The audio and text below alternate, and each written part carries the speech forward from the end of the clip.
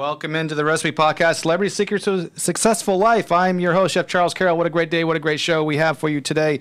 We're excited because it is Veterans Day weekend, and because of that, we thought we would honor all our veterans around the United States and actually around the world, actually, that have served time and help us protect our country and allow us to live the life that we like to live. So we, because of that, we have a special show lined up for you today. So we're excited about that. Before we get started, we wanted to say hey to Phil Phoenix, our podcast audio engineer. Say hey, Phil. Hey, what's up? And we got the Bobbit, as always, as a podcast producer. Say hey, Bobbit.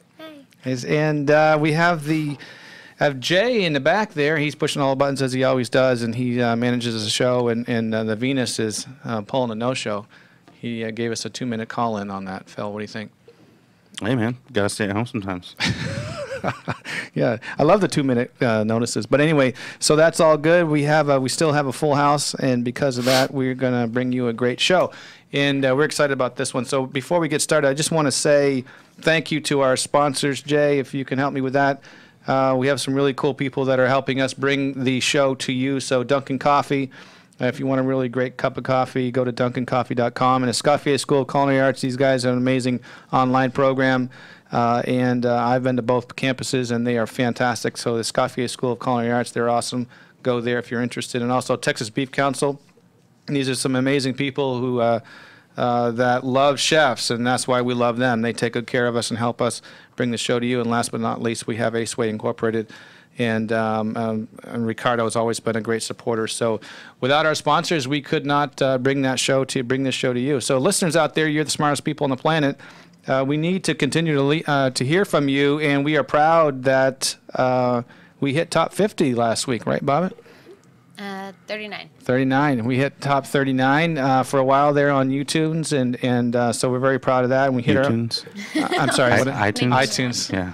YouTunes. Looney Tunes. It's a new one. Yes. You can start that one. So, what did I say? YouTunes. YouTunes. YouTube and iTunes. See, Jay and I were studying hard on YouTube. Jay, stop laughing over there, man. We were working on YouTube, and earlier when you guys were coming in. So we're excited about that. We had our 100th show. Now I think we're around 103, 104. So a lot of good stuff going on there. But without further ado, I would like to introduce to you Nick Tran. Nick, welcome to the show. Thank you for coming in. Thank you, Chef. Thanks for having me. Yeah, man.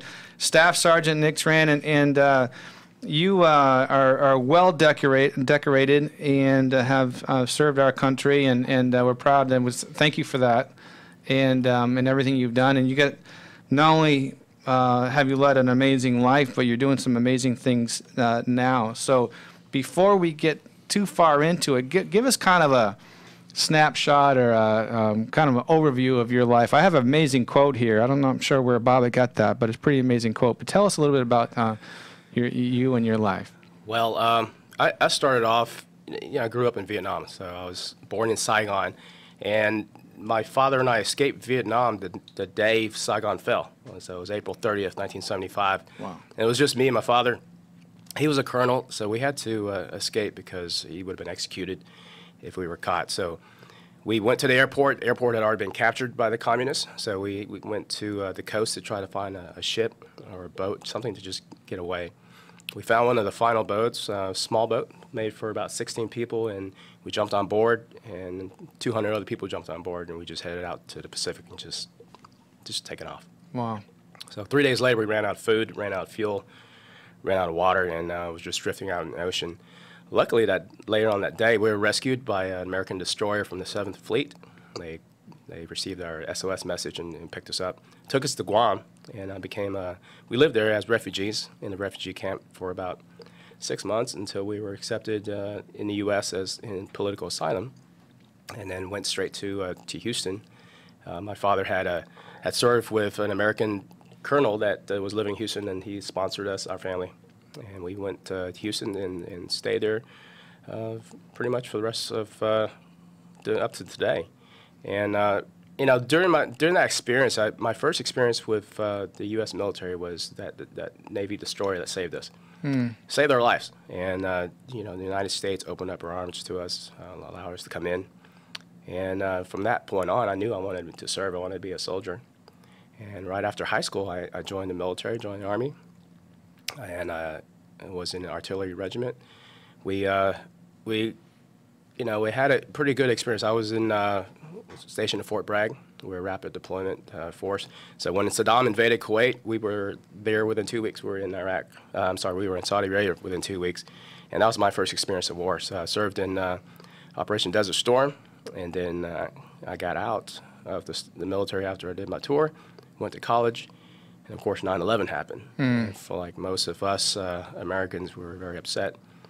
I felt obligated to serve again, so I signed up, tried out for Special Forces.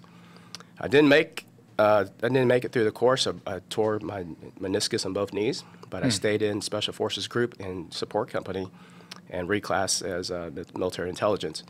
Volunteered to go to Afghanistan. Had a pretty decent deployment there, and then after we got back, still felt like I need to do more, and volunteered to go to Iraq, so Operation Iraqi Freedom.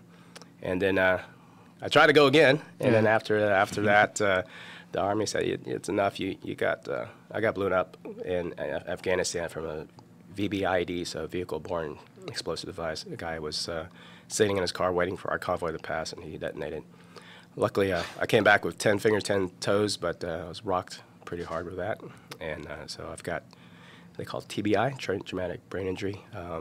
It's just, for me, it's hard for me to sleep. So I have a little bit of insomnia, and I don't have bad memories or dreams, but it's just, the Army said that's enough. You can go. Well, let me, you just covered a lot there. Baba, just one thing. Can you take his cord there and take it away from that? There you go. Okay. And away from the mic stand. There we go. Cool. So your dad was a colonel, you said? He was colonel in the South Vietnamese Army. And he did cross-train with U.S. forces because in the United States, we trained with our allies. So he went to Fort Leavenworth and went to General Command Staff College, got his master's there, and came back and led our forces. So I think you kind of said, or it's fair to say, that you decided to go into the military because of your memories of being rescued by on that one particular boat when they came and rescued you in the military. Well, it was a good experience, and not only as I grew up and I learned about the sacrifices that American soldiers, servicemen and women did in Vietnam, and I felt obligated. I wanted to serve this country. This is my country now. So I wanted to pay back the country. So tell us when you first made that decision, you got in and you started training right out of high school. Is that what you said? Right out of high school. Right out of school. So tell us about that experience, and do you have any oh shit moments, or like, God, I don't know if I should do this, or am I cut out for it, or? No, I was very excited, but my military career didn't start up very well. We had a group of us that was heading to boot camp, and we were laid over in Dallas-Fort Worth Airport for about 6 hours. And about the last hour, I just said, man, I'm hungry. I need to get something to eat. So I got some cheesecake. Oh, gosh. And all the guys were like, hey, man, let's go. You don't want to be late. So I've never been at Dallas-Fort Worth Airport until then, and I didn't know how big it was. I was in the other side of the airport. Long story short, I missed my plane on the way to boot camp. All the guys had already taken off. And so the next flight was the next morning. So I had to take that flight, took a cab, got to Fort Sill, Oklahoma, and all the guys were already in formation. They looked petrified. They were, they're just scared. The drill sergeants had asked, hey, where's Tran? I see him on the list. Where's Tran? And the guys were like, drill sergeant, last time I saw him, he was eating a piece of cheesecake. So, and as I walk out the cabin, I see the guys, I waved at them and said, hey, fellas. Big drill sergeant came out of nowhere and he's like, Private Cheesecake, get your ass over here. So, yeah, that was the most expensive piece of cheesecake ever. And I worked for that piece of cheesecake. And throughout boot camp, I was known as Private Cheesecake. Yeah, I bet you got your ass handed to you a couple times because of that one cheesecake, right? I still have muscles from all the push-ups I did. Yeah. So I think it was the deployment where you went by in the car and the guy blew it up. And that was where again? That was in Afghanistan. That was Afghanistan. So it was very unexpected because the MO for Afghans is that if they killed a U.S. service member or one of our allies, they would get paid $2,000. So we normally do not expect to get ambushed in a market square with a lot of people because they don't want to hurt other people, their own people, or themselves. But these guys turn out to be guys from Pakistan. They defected over, and these were true believers. So it was in a market square. It was my last month in Afghanistan. We were already doing what we called right seat, left seat for the next unit, kind of just handing them over the duties and kind of show them around. And we're heading out through this village, and all of a sudden he detonated. And none of our allied forces were hurt, but he killed three children in a marketplace. And one of the kids, we tried to take him back on base into the hospital, but he didn't make it. So it was a bad day. I wasn't knocked unconscious, but I definitely was rocked. You know, I was in a daze for 20-something minutes. Yeah. And so what's the total time that you were deployed, amount of time that you were deployed in? So each of my deployment were about a year long. Wow. Desert Storm, it was about 9 months, but both Afghanistan and Iraq later were year-long deployments. I was in the National Guard. So, you know, we do 1 week in a month, 2 weeks out of the year until we have a deployment, and then we're mobilized for a year. Now, Desert Storm, didn't the U.S. kind of, were we not totally prepared about how to fight a war in the desert? Yeah, absolutely not. We were, the whole time that I was training on Fort Bragg, you know, we were trained to fight the Russians in Eastern Europe. You know, the basic Russian doctrine. And when we first got to Saudi Arabia and we're maneuvering around, all of our trucks were getting stuck in the sand. We had to learn to drop all of our air pressure, to just drive through that. Our aircraft were getting just destroyed. I mean, our Apache helicopters, we had to, you know, change out the engines several times just because of the sand and the sand dunes. And also the staying hydrated, right? I mean, because we didn't really train at least if some of my experience, I thought that we didn't do a very good job because we a lot of soldiers got sick or because they were dehydrated and they weren't drinking enough water. Yeah, absolutely. So we were a pretty high-speed unit, and you know, all of us were really fit. And when we first hit the ground in Saudi Arabia, we still did PT. Let's do some runs. 60% of the unit had heat casualties, and then later on we decided we're not doing PT anymore. And we operated mostly at night because during the day and in the summer it was 140 degrees. Yeah. I don't care if it was dry heat or not. It was pretty hot. Yeah, it's hot. Yeah. But it got cold at night. In the wintertime, it was about 40s. You know, we go from like 80 in the wintertime to 40 at night. It gets pretty fast. Yeah.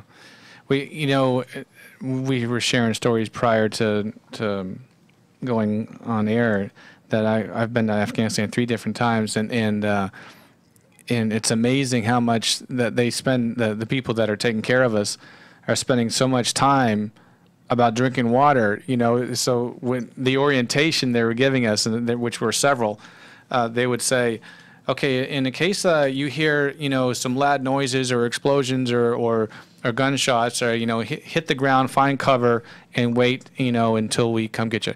Okay, now about staying hydrated. You need to drink water, and then they go for the next 25 minutes about drinking water. So, you know, the thing about getting shot at or the noises or anything like that, we're like, you know, just take cover and we'll come get you. But then, you know, that was about 15 seconds of the orientation. The rest of it was about how to drink water. Yeah, absolutely. I was, my last MOS, I have 3 MOSs. My last MOS, I was a combat medic, special operations combat medic. And medics have a reputation for always telling people to drink water. So my wife gets that all the time. Drink a lot of water. So what do you think was, I don't know, what was some of the most amazing memories? A couple, one or two different memories that you've taken away from your deployments. What would you say? I had an opportunity to do some pretty cool stuff. One of the missions that we did in Iraq was to bring Ayad Alawi back from exile. He was the former prime minister of Iraq during the time of Saddam's reign, and he was exiled to London. This gentleman survived 3 assassination attempts. One in London, where he was in bed with his wife, and 3 assassins came in, killed his wife right next to him. Wow. Took a hatchet and got his leg, and he still fended him off and killed one of them. So we brought him back from exile because because he was the most pro-Western Iraqi politician in Iraq at that time. And also he had respect from both the Sunnis and the Shias, and he could unite the country. So during that parliamentary elections, we had hoped that would win. He didn't, but we brought him back, and we taught his security team how to protect him a little bit better. Wow. Just share some best practices. Well, that's cool. Now, being in the, you have some great decorations as well, and combat badges, and all the tours that you've been in. Would you say that? I want to get to your current job too, but what lessons have you learned through the military training that have benefit you today as a business person? Just never give up. Yeah. And try to do something that's beyond yourself. And I'm very lucky to be in a position where I'm able to still serve, and I serve our veterans by helping them empower veterans through recovery and transition. So, you can't just hire some veteran until he's able to get back on his feet. So we focus on a lot of nonprofits that help veterans focus on recovery from either physical wounds or mental wounds. And then we also help with transition. So we teach them how to write proper resumes and how to do interviews correctly so they're more competitive in the job market. And then we hire as many vets as we can. So. Well, let's talk about that while we're right there.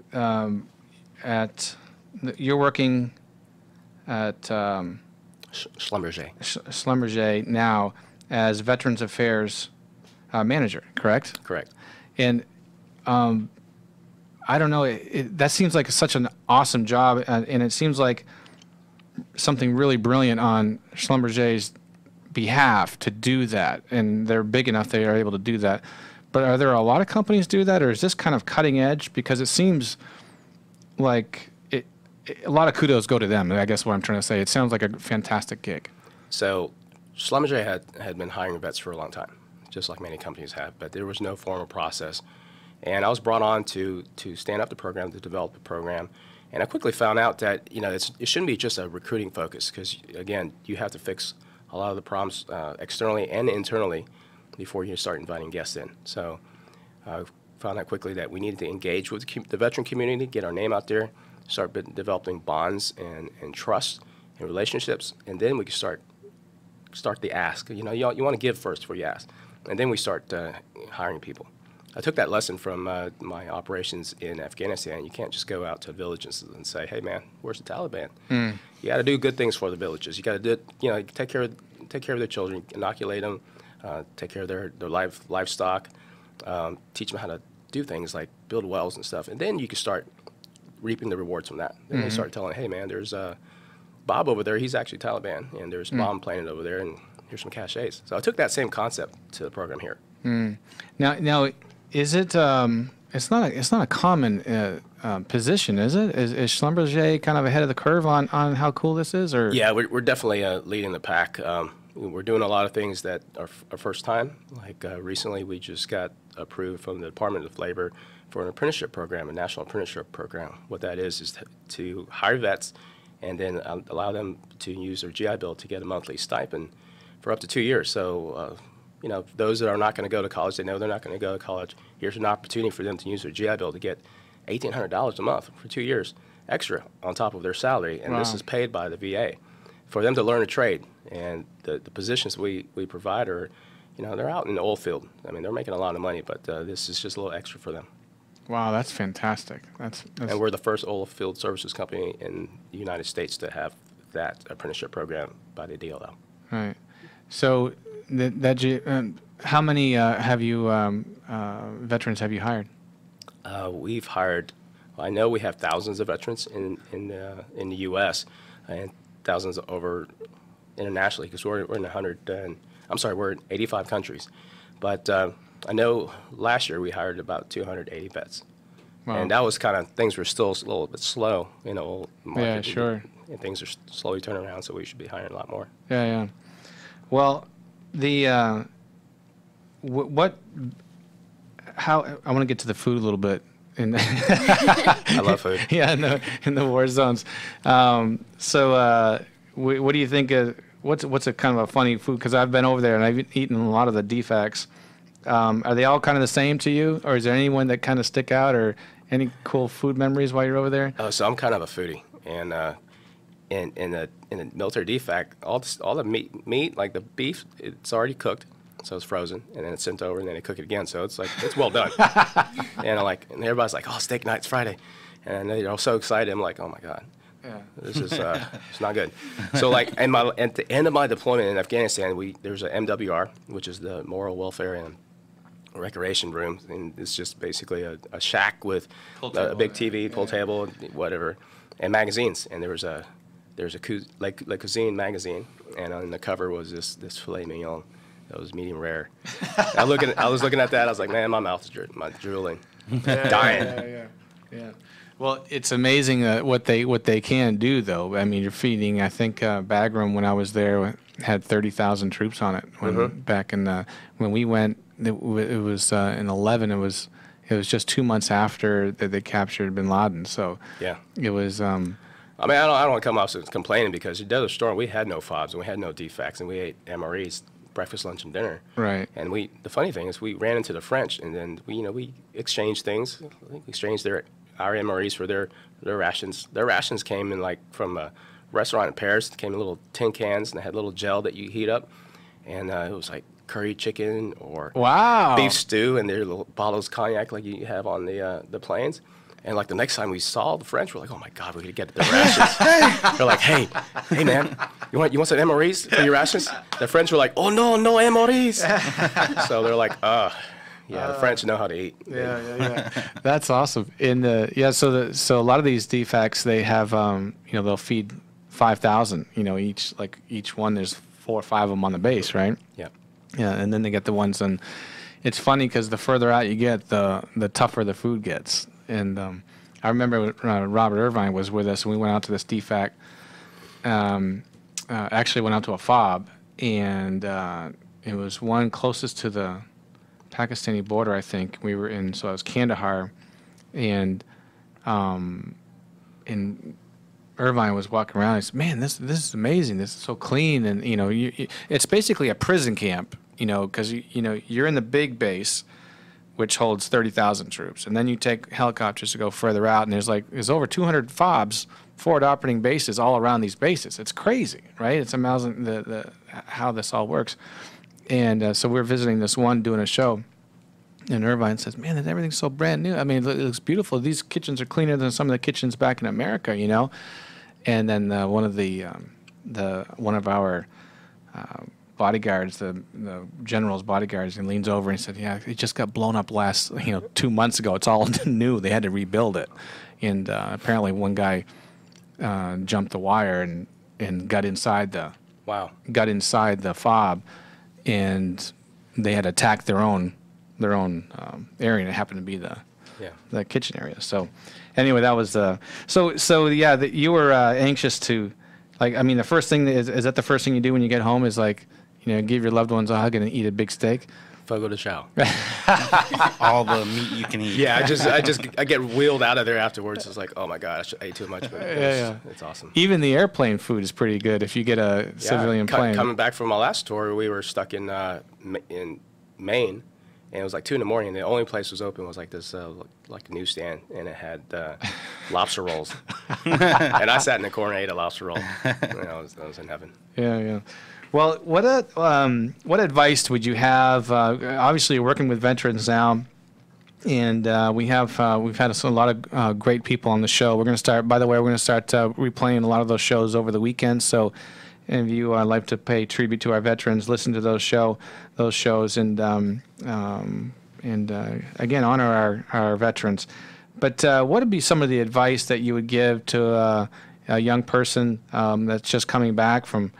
Or even someone's been back for a while and they're struggling. What would be some of the advice that you would give them? I would tell them that I know it's great being that 1%. We say that we're the 1% that served, but now you're in a situation where you're transitioning to become part of the 99%. So you're gonna have to leave the stuff you did behind, You take some of the good things like the core values and the work ethic, but you have to understand you're starting over. Be humble. And I think that's the biggest thing, because it gets pretty easy to get a big head because everybody calls you a hero for just doing your job. I definitely don't feel like I'm a hero. I just did my job. But be humble. Be humble and know you're starting over, and just be hungry. Humble and hungry. That's my advice. If you had one do-over, what would it be? Say yes to West Point. Yeah. I was. Or say no to cheesecake. One of the. No, West Point. Yeah. Cheesecake. I afforded that, Yeah. but I was offered an opportunity to go to West Point from my commander. Me and another soldier. They identified us as high potential guys. And at that time, I was 19 years old. I was a private. Life sucked as in the Army because you're always cleaning latrines or doing stupid stuff. And I was like, nah, I'll do my tour duty and get out and go use my college fund, go to college of my own. So had an opportunity to go to West Point prep school and become an officer. That would be something that that's my only one do. Yeah, cool.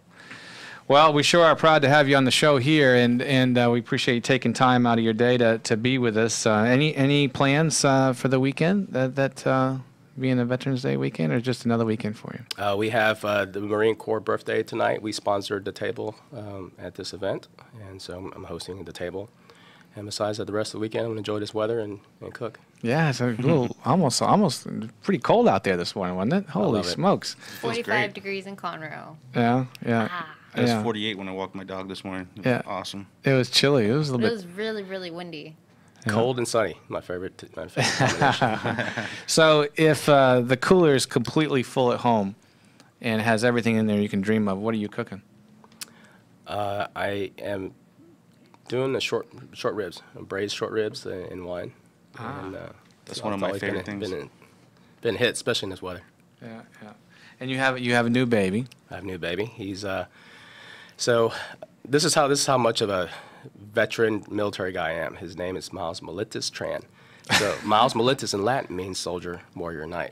Wow. And so he still has a cool first name, Miles, but the true meaning is in And Latin. what are your dog's names?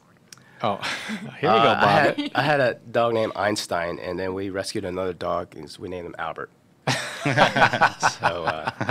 Oh, wait. Well, what do you call him? What were you telling us the other day? I don't remember. Oh. Go ahead, Bob. Something in Latin. Oh, so we had another dog we rescued. His name is Androcles. It's Greek, and it stands for bold warrior. So yeah, it's a mindset. Man, there's a pattern here, you know. Do you only have one kid? I only have one at this time. Oh. One child and like 7 dogs. It sounds like. 2 dogs. So Einstein passed, but I still have 2. Yeah. They're all rescues. Yeah. Do you do any? Do you work with any of the troops, or do you do any now on a personal basis, one-on-one, or do you out to the shooting range and do anything like that, or do you just kind of stay away from all that now? No, I'm pretty avid shooter. I was ranked 7th in the state of Texas. Wow. For the Governor's 20 competition represented Texas, and so I still do a lot of shooting. I actually taught Texas City SWAT a couple times. There's shooting, and then there's gunfighting, and so. I haven't done that for over a year with the baby, but I enjoy being out there in the range. Just I'd love to go to the range with you, man. Yeah, absolutely. It'd be fun. Yeah, I have a 9mm. Phil keeps one in his car, I think. Or I'm not supposed to say it on the air. Yeah, you can't say that. All right. So just he used to legal? be, yeah. Yeah, I get pulled over a lot now or speeding, so we'll leave that at home. Just keep your hands on the steering wheel. Yeah. Yeah. By the way, did you know that our own producer Haley Bobbitt has a little heavy in the foot as well? Did you know that? No, let us put this. Yeah. Nothing wrong with that. One time. Yeah. Two Yeah. times. Yeah. She got caught and speeding, so she had to take care of that. But yeah, well, listen, Staff Sergeant Nick Tran, we sure do appreciate you coming in studio and being with us, and we had a lot of fun. And man, I just, again, on behalf of all our listeners, I want to thank you for your service and taking time out of your day to be with us today. So thank you for that. And Haley, is there anything else you'd like to add? That's my cousin. Yeah, okay. That's how we got this guy on the show, because related to our producer. So how about that? So Well, you can pick your friends, Nope. Nick, but you can't pick your relatives. Right? Isn't that the story? Yep. Everybody thanks me for my service, and I appreciate the support, but I really don't feel like I need to be thanked. I want to thank Vietnam vets because, they're the ones that really suffered through the wars, and especially when they came back. They're the ones that saved my life, my father's life, and millions of Vietnamese Americans. I want to thank you guys for allowing me to be Americans. Yeah, well, I mean, you don't have to thank us. We're just blessed to be here and people like you. So, well, thanks again, Nick, for being on the show. And we'd like to thank all of our sponsors: Aceway Incorporated, Dunkin' Coffee, Texas Beef Council, Escoffier School of Culinary Arts, and the American Culinary Federation. Thank you guys all for trusting us with the show, and all the listeners out there. Again, you're the smartest people on the planet. And leave us a note, subscribe, and tell us how we're doing. We want to hear from you, and we're thinking about changing some shows up, and want to get your input on that. So, again, this is the Recipe Podcast, Celebrity Secrets to a Successful Life. I'm your host, and from the gang all here, we want to say goodbye, and remember, you're especially great. Make an impact on someone's life today. See you next time.